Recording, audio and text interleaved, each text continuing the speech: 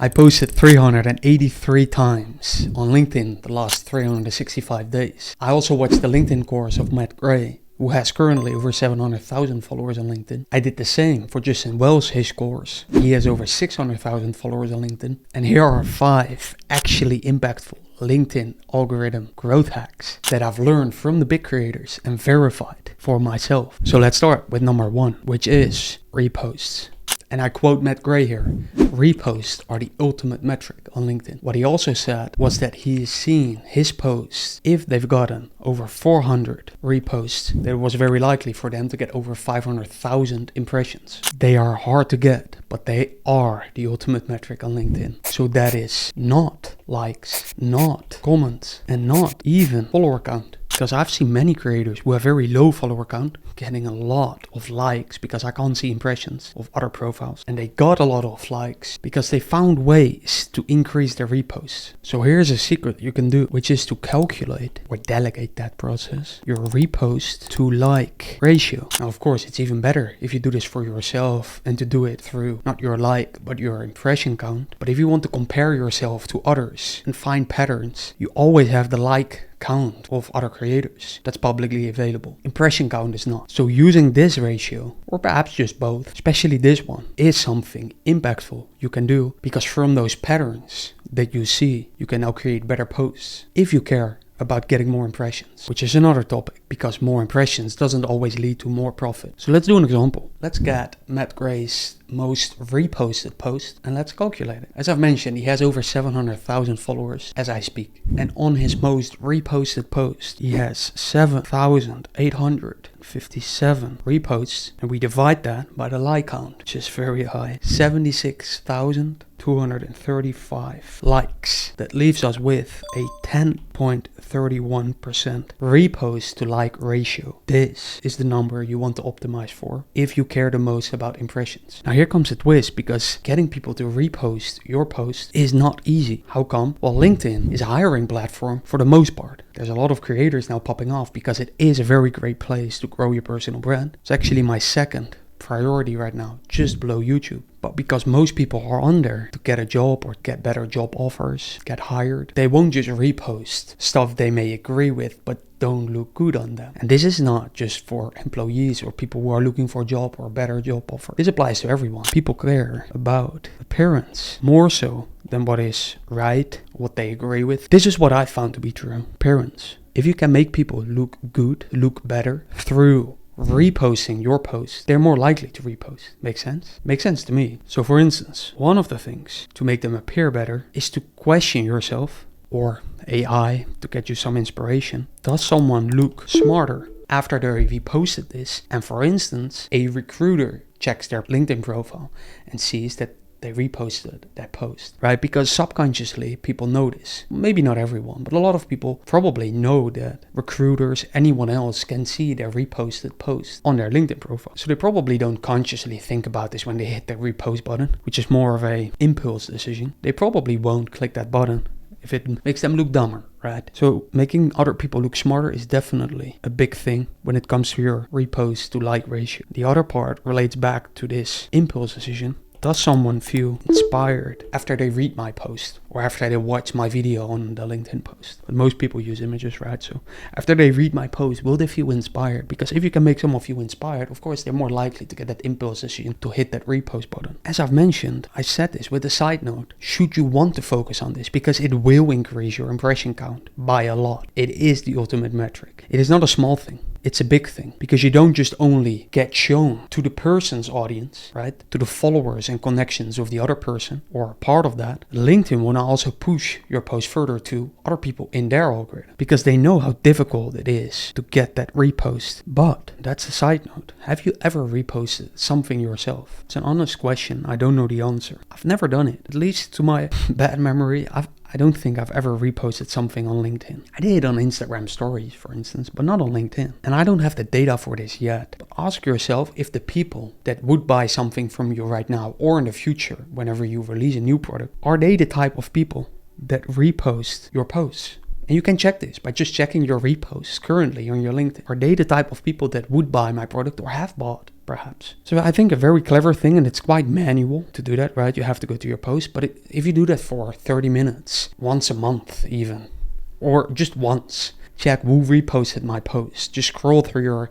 own post and see who reposted something. Are they the type of people that would buy? Because it matters, but it doesn't matter as much, which is why I could have another side note here. Because the ones that repost don't have to buy your stuff. They don't have to become a client. They don't per se have to be a lead, because through that repost you get a lot more impressions that could reach the right people. And that there's a lot of nuance to it. I can keep talking about this, but I hope you get the point here. Start to calculate this ratio, compare it to others, start to spot patterns, see which posts do better than others, so that you can increase this ratio, because it has a very, very large impact, if not the most impact, on LinkedIn specifically. I mean, just to get back to that number, 400 reposts gets Matt Gray over 500,000 impressions. And I've never heard him talking about calculating this ratio. I do think he has a very good understanding of how to write stuff that gets a lot of reposts, because he has grown very fast on LinkedIn. His highest growth month was 110,000 followers in 1 month. Now, of course, you can delegate calculating this whole ratio to your VA, your assistant. That's what I recommend. I'm actually working on an automated analytics dashboard, not just for LinkedIn, but also YouTube stats, Instagram, and so on, where all the data automatically loads, gets calculated.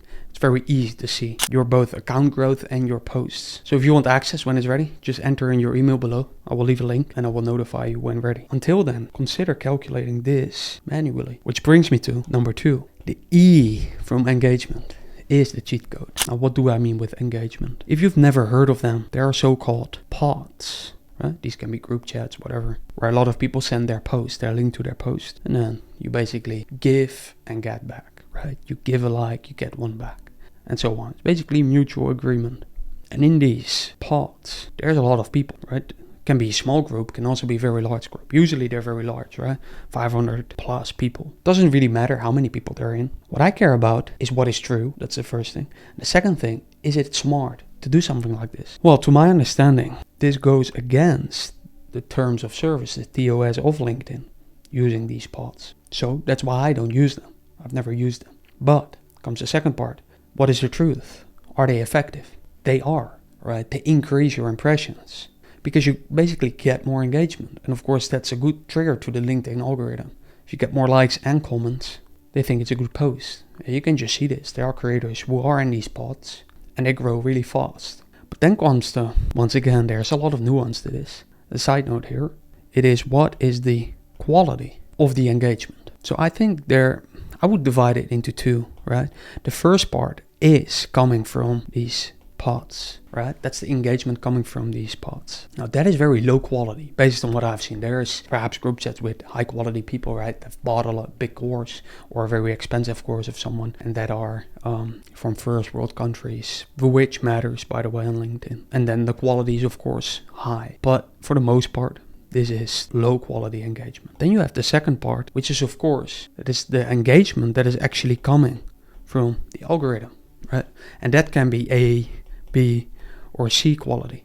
I don't have the data for this, so I can't say it's really poor engagement or type of people that now come to your post because this is poor, or it's actually good. I don't know. That's the truth. So you can test it for yourself. All I know is that engagement is a cheat code. So what is the alternative if you don't want to engage in these pods, which could cause problems for your LinkedIn account, which you can only have one from, or could actually be harmful for just your followers, right? And the quality of them, and then your future ability to monetize, or your current ability to turn those followers into clients, or better said, have a higher percentage of those becoming clients, right? Because if you get one, that's one, but it's absolute. So this matters always, the percentage. And if the LinkedIn algorithm now puts you in this box based on the people that engage with your post that are coming from these pods, which are from third world countries, often based on what I've seen. And if those are not the type of people that buy your product, become a lead, become a client, or in the future will be monetized whenever you launch a product, well, then you have a problem, because then you have built an audience of this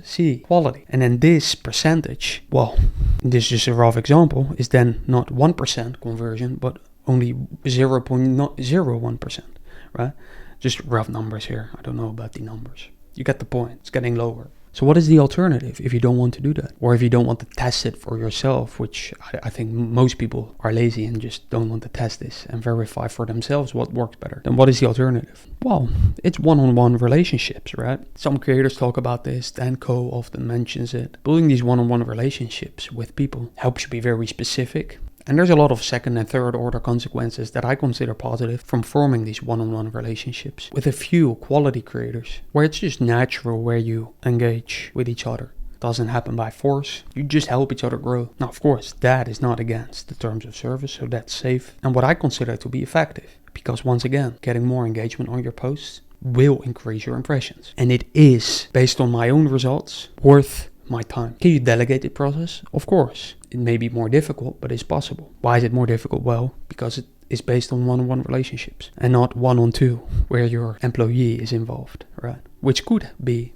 but that's topic for another video, because you can delegate the process. Which brings me to number 3, hand-drawn post. A LinkedIn post with copy and then the image being a hand-drawn post have a higher ability to go viral. How come? Well, let me explain. I've learned this, by the way, by Matt Gray telling me and showing me, right? Because he's showing me through all his posts. All of his posts, I believe for over 1.5 years already, all of them are handwritten posts, right? So they are copy attached with a handwriting. He used to do that himself. He delegated the process. I also delegated it. And you can access the full SOP that I've delegated to my employee in the description below. As I make this, there's only 5 left for $1. Right? Extremely low price. I've spent over 7 hours creating that SOP and months of looking how I could delegate the process, because they take a lot of time if you have to do them yourself, right? The whole picture process, writing it, finding out what to write, etc. But I found a way to delegate the process without my assistant writing in her own words, which is something I don't want because it lowers trust. And I do think that is really important for many reasons. So I was looking for a way, how can I delegate this process without her having to write herself, but still while it having high ability to go viral, because not every handwriting post has a high ability to go viral. So I figured that out, all delegated, with only 10 minutes of my time per week to review 7 of these handwritten posts, the layouts to be exact. Again, I explain everything in that SOP, but I review the layouts, roughly 10 minutes. I approve everything, maybe make some changes here and there. Then she starts the handwriting process, then she starts the photo shoot. And again, it's from A to Z. I thought of everything. As you know me, I care about the details because I do think they matter, and they can all combined have a big impact. So I thought about file management, how to rename the files, how to store them so we can easily repurpose them. Also, how we can record videos from them while she is doing the photo shoot, because that's something that Matt Gray isn't doing, but that I think is worth it, right? Because it takes little time to make videos from those handwritten posts, but they can go viral now on TikTok, right?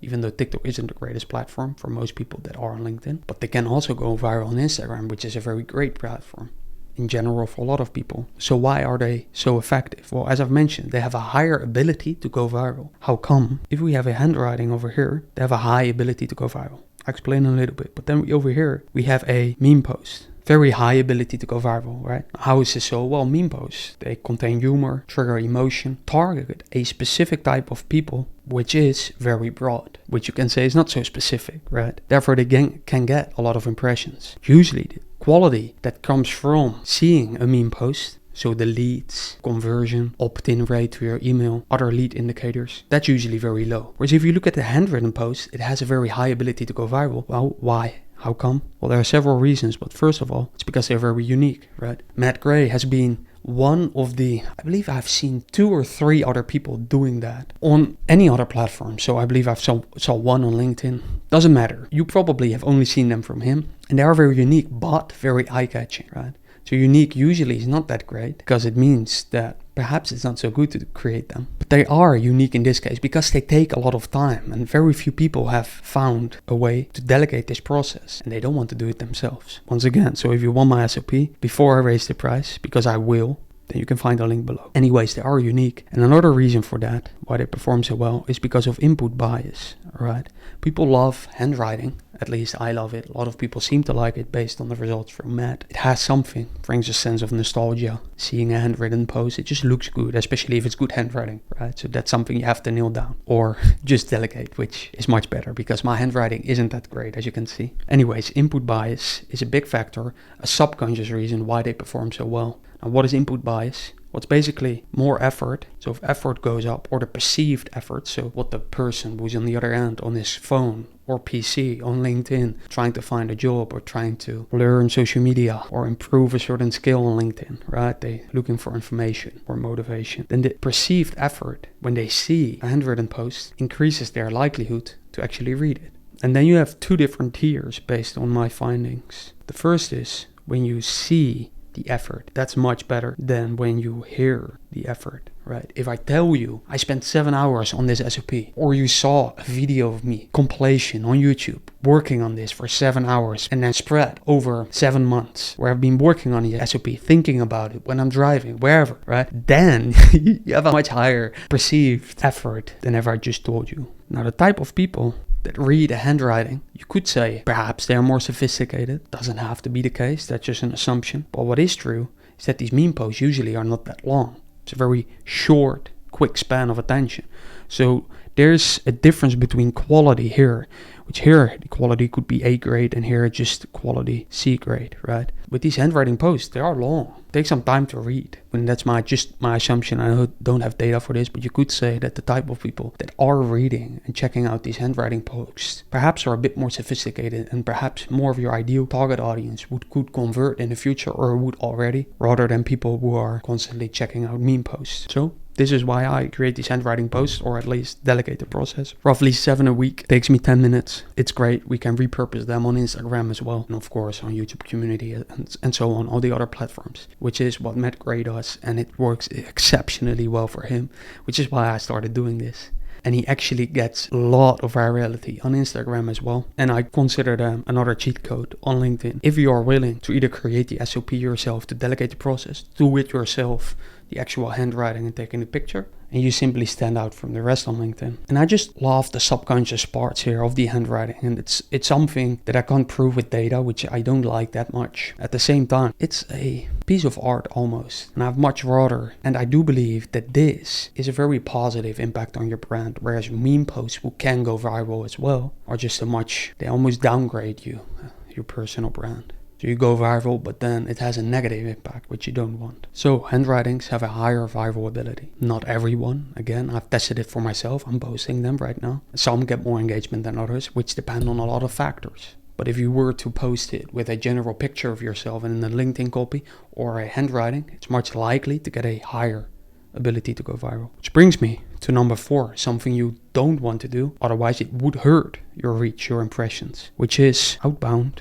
links. Don't include them in your post if you want the most impressions. Yeah, but I need leads. I need people to go to my website, Jordan, to my video on YouTube, to my newsletter. I get you. We all want that. So what can you do? Well, I think we can keep this one short. Matt Gray, what he does, at least that's what he mentioned in his course. He has LinkedIn delegated to a social media manager, but his social media manager adds in the call to action, or I would say adds in the outbound link, because you can have the call to action also inbound, which is basically within LinkedIn, which is saying, hey, follow me, which I don't have the data for, but doesn't seem to hurt reach, or at least doesn't hurt reach as much, right? Because you're basically saying, go to my profile on LinkedIn. And why would LinkedIn dislike someone going to your profile to follow you? But using outbound links, of course, a lot of stuff can happen, right? Someone can never return to LinkedIn ever in their life, and because they now went to your website. LinkedIn, they are still fair with this, right? If you look at Twitter and X, they really dislike this. The whole algorithm changed some time ago. But since this is a LinkedIn video, I won't go into that much. And Instagram doesn't like it either. No platform likes it, but LinkedIn is still fine. And a small little cheat code here is to just edit your post later. This is not just something Matt Gray does. Justin Welsh does this as well. If you look at other big creators, what you will see is that it says edited just below their post, their date, etc. It will say edited because they added in their call to action later on,